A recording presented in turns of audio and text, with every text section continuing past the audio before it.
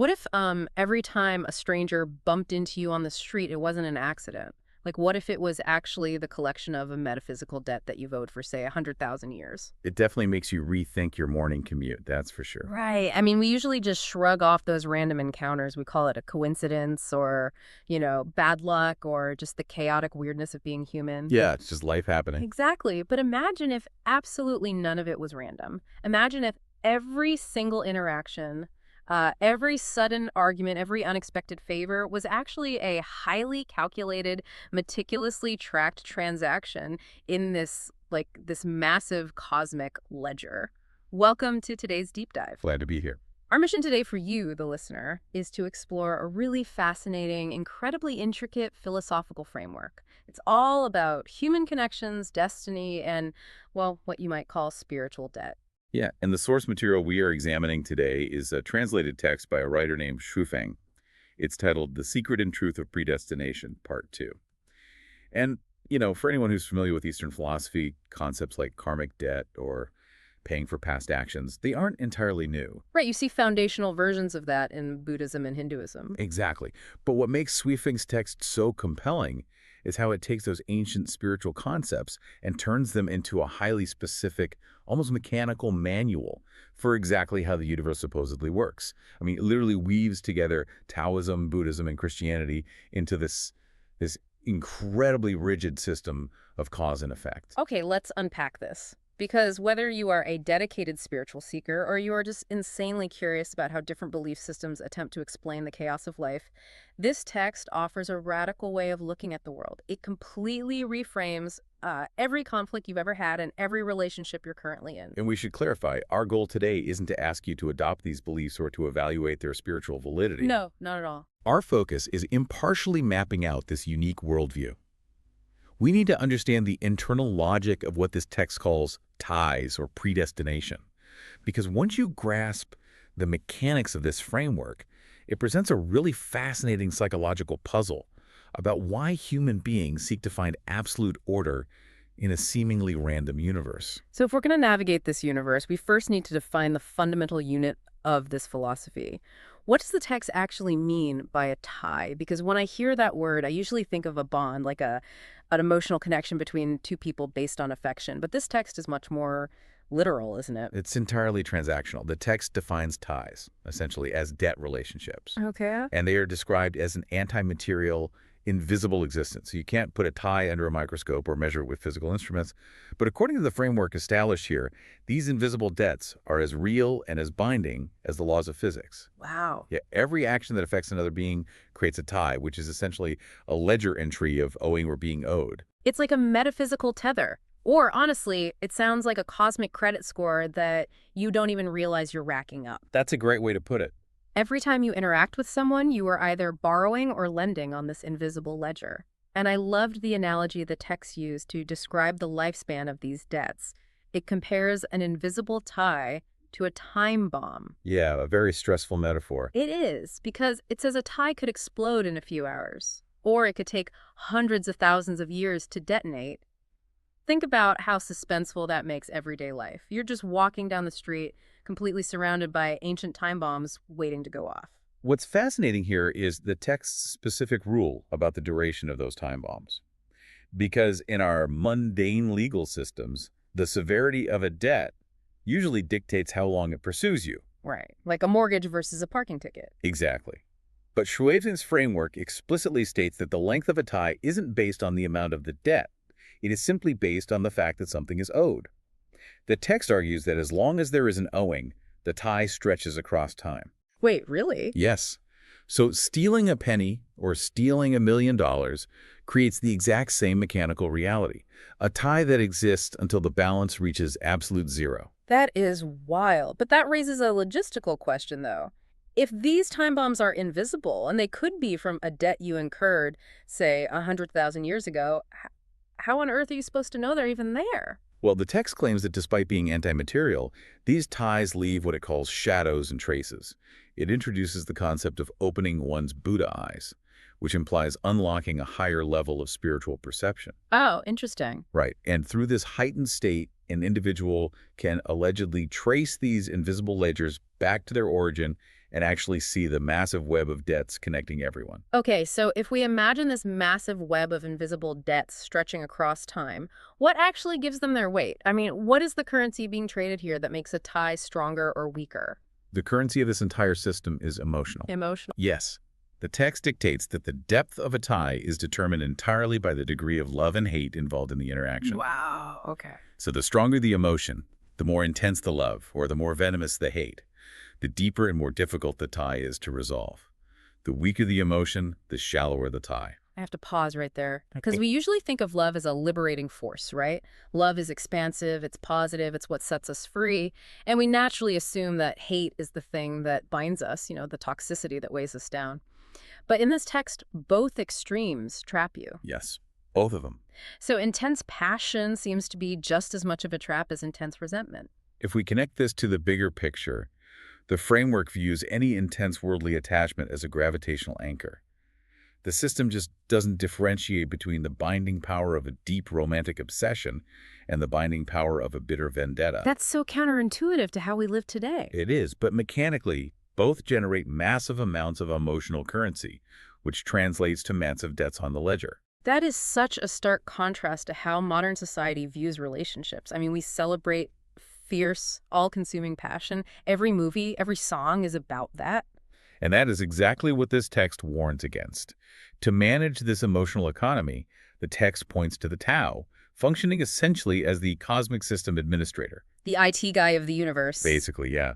Mortals create the ties through their emotional actions, but the Tao resolves them via a strict reward and punishment program. Good ties automatically trigger good rewards, and evil ties automatically trigger evil punishments. It operates completely without pity or bias. And the imagery used to describe this automated system is incredibly vivid. The text says, and I'm quoting here, "Ties are the sea, and we are the fish swimming in it." It describes all of these overlapping debts as a dense divine mesh. So if I'm understanding this correctly, every sudden emergency or even a chance meeting with a stranger, it's not a random event. No, definitely not. It's simply a knot in the divine mesh snagging you. It's that time bomb detonating. And once the debt is paid through that interaction, the event just ends and the tie dissolves. That is the core mechanism. Mm-hmm. And escaping the cycle of reincarnation, which is what the text refers to as escaping the divine mesh, requires actually perceiving this reality. Mm-hmm.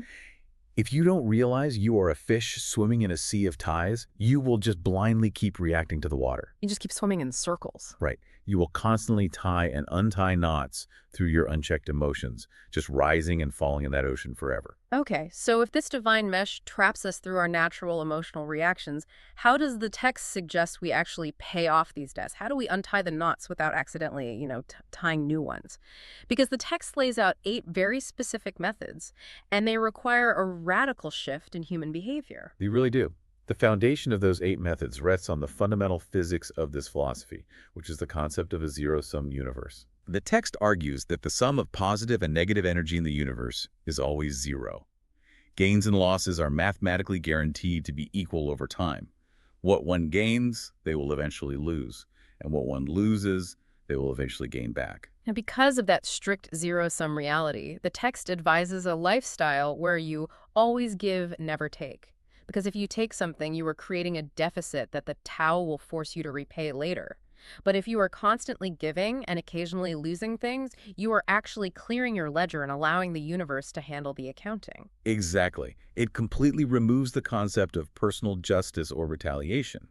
If the universe mathematically balances every single equation, your only responsibility is to ensure you aren't the one borrowing. Here's where it gets really interesting and frankly incredibly difficult to swallow. Oh, yeah. The text explicitly states that if someone bullies you, insults you, or tramples you, you must swallow the humiliation and accept it with delight.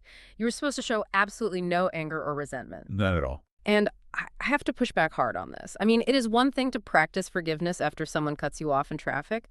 It is entirely another to expect a human being to feel genuine delight about being wronged or abused. That defies every instinct we have for self-preservation. It is a massive psychological ask, for sure, and it really challenges Western ideas of justice and personal boundaries. But if we analyze it strictly through the mechanical logic of a zero-sum universe, it functions perfectly. How so? Because if you are being wronged, The framework dictates that an old debt is being wiped off your cosmic ledger. Someone bullying you is essentially them handing you a receipt for a debt you owed them from a past interaction. They are doing you the agonizing favor of clearing your account. Wow. So by getting angry at the person insulting you, you're basically screaming at the bank teller who is trying to finalize your debt cancellation. It is precisely the right way to visualize it. The text warns that if you fight back or refuse to accept the humiliation, the ill tie doesn't actually end. You just pause the transaction. Oh. Yeah, the debt will recur later, and possibly in a much worse form. And what is notable here is how the author integrates other major religions to legitimize this mechanism. Oh, right, the biblical quotes. Yes, the text quotes the teachings of Jesus Christ, specifically phrases like turn the other cheek and pray for your enemy. But it strips away the traditional Christian context of divine grace and reframes those moral teachings as practical, tactical instructions for operating within this karmic physics engine. That's a really profound way to look at it. And from a psychological standpoint, you can see why someone might invent or adopt a system like this. It transforms chaotic, senseless suffering into a perfectly just spreadsheet. Yes. Yeah. If everything is just cosmic math balancing out, then nothing that happens to you is a random tragedy. You're always just paying a bill. It offers ultimate control through ultimate surrender, which is a powerful coping mechanism for a world that often feels deeply, deeply unfair. Okay, so we've swallowed our pride. We are taking insults with a smile to clear out our old debts. But paying off the past is only half the battle, right? If you actually want to escape this divine mesh for good, you have to stop creating new ties entirely. You have to stop borrowing. And the text has incredibly rigorous rules for avoiding what it calls mundane entanglements. Yes, the mandate is absolute. Sure. The quote is, doing evil not to a single thing, doing good to all things. And this extends far beyond human interactions. Your words and expressions must be entirely positive and optimistic. You are instructed to bring joy to all life and to nature itself. And it leaves absolutely no loopholes when it comes to human relationships. The text says you must never take advantage of anyone. And when it says anyone, it includes your own family. Yes, everyone. Not your parents, not your children, not your spouse. It warns that taking advantages brings harm from the Tao, regardless of bloodlines. Which is crazy because we usually view family as a safe harbor where transactional rules don't apply. I mean, we borrow money from our parents or rely heavily on our spouses without keeping score. And that underscores just how impartial the cosmic ledger is in this philosophy. The universe just doesn't care about your family tree. An unearned advantage from a sibling is treated with the exact same mechanical gravity as an unearned advantage from a complete stranger. A debt is a debt. It's like the universe is running a strict audit on every interaction, even at your own dinner table. And there is one specific warning about relationships that I found incredibly striking. The part about consent? Yes. The text emphasizes that love and sex must be completely consensual without even a hint of luring, manipulating, or forcing. It warns that if absolute consent isn't present, the entanglement becomes as difficult to end as cotton or silk. The precision of that metaphor is worth lingering on. I mean, if you try to untangle raw cotton or fine silk threads that have been mashed together, you can't just pull them apart. No, they're too fragile. Right. They fray, they bind tighter, the more force you apply to them. It's like emotional superglue. The metaphor perfectly captures how messy and deeply interwoven manipulative relationships become. You aren't just tying a simple knot, you are weaving a chaotic, inseparable fabric of debt that might take lifetimes to unspool. It is a moment where the mystical philosophy aligns perfectly with practical psychological truth, because the trauma and fallout from coercive dynamics do create deep, lasting psychological tethers in the real world. Absolute. And to free yourself from these lower-level gravitational pulls, the text states you must forgive those who harmed you. Forgiveness isn't framed as a moral high ground here. It is a literal severing of the attraction or gravity that tethers you to the mortal realm, allowing you to eventually ascend. So let's look at the roadmap. We've paid off our ancient debts by swallowing humiliation. We've stopped taking advantage of mortals, including our own family. We've forgiven everyone to sever the gravity holding us down. Once you zero out your mortal ledger, where does that actually leave you? According to the text, it's time to start actively building ties with higher powers. Yes. This is the critical transition from untying mundane knots to strategically tying celestial ones. The text advises building ties with celestial beings and Buddha. The ultimate goal is to exit samsara, which is the endless cycle of birth, death, and rebirth, and reach what the text calls the Elysium world. So what does this all mean in practice? Because the text gives this deeply fascinating piece of tactical advice. It says you should give benefits to lower level life so you owe them absolutely nothing. But you should actively try to make celestial beings or Buddha owe you something. Yeah, that part is quite bold. I have to admit, that sounds like you are trying to game the system. You're zeroing out your earthly credit cards just so you can take out a massive spiritual loan from heaven. This raises an important question about the nature of the framework itself. It remains fundamentally transactional, all the way to the very top of the cosmic hierarchy.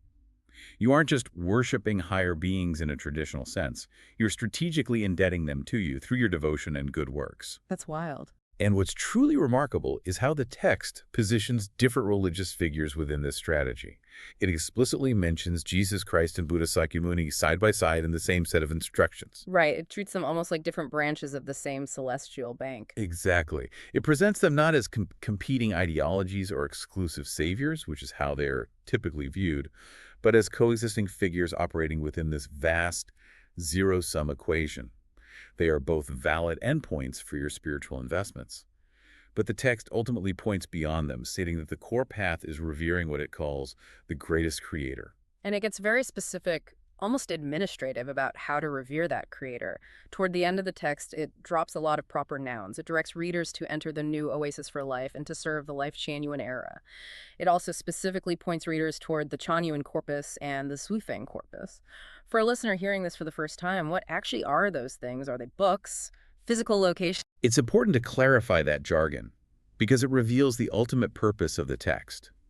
Lifechanyuan translates roughly to a spiritual oasis or community founded by the author of our source text, Suifeng. Oh, I see. And the corpus refers to the actual published collections of his writings and teachings. So the text maps out this universal ancient theory of karmic physics, synthesizes major world religions, and then explicitly positions its own specific community and its own books as the ultimate necessary user manual for surviving that universe. It is a brilliantly comprehensive system. It scales all the way down to the micro interactions of daily life, like how you handle an insult from a stranger, and scales all the way up to the macro level of cosmic salvation under the greatest creator, conveniently accessed through the author's own corpus. It really leaves no stone unturned. It demands total awareness of every thought, every word, and every action forever. It really is an incredible philosophical journey. To summarize the core thesis of what we've unpacked today, predestination, manifesting as these invisible ties, causes all development in the universe. Good ties bear good fruit, bad ties bear bad fruit. The text concludes that if you understand these secrets, you can manipulate the ledger to become a celestial being or a Buddha. If you fail to understand them, if you just keep reacting blindly to your emotions, you remain a mortal being forever trapped in the mesh. The text describes ties as the sea and us as the fish. And I think that leaves us with a profound thought to ponder as we step back into our daily lives. Think about your day-to-day. If every single coincidence, every minor frustration in traffic, every joyful encounter with a friend is actually just a knot being tied or untied in an invisible ancient mesh, well, how does that change the way you react to the world? The next time a stranger bumps into you on the street, do you react with immediate anger, or do you pause, recognize the transaction, and feel the water? Do you feel the water? I love that. Thank you so much for joining us on this deep dive. Keep questioning, keep exploring, and we will catch you on the next one.